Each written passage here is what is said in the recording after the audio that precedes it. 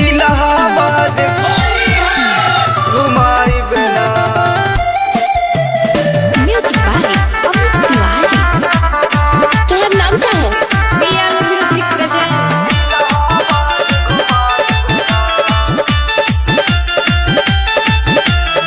होली में खेला साली हमनी से रंगवा, चोली में डालब नहीं हमनी हो रंगवा। होली में खेला साली हमनी से रंगवा, चोली में डालब नहीं हमनी हो रंगवा।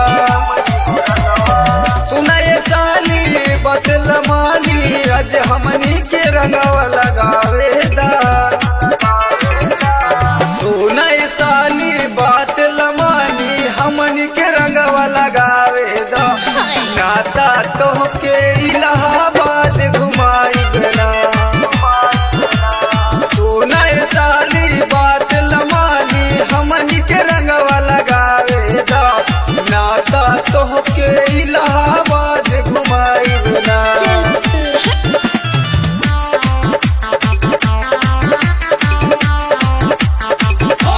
Music by Amit Tiwari.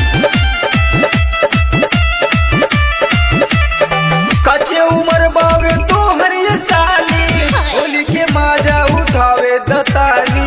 कच्चे उम्र बावे तो हरिय साली, होली के माजा उठावे दतानी। अवन सटतनी हमरा से साली, होली के माजा उठावे दतानी। अवन सटतनी हमरा से साली, होली के माजा उठावे दसाली।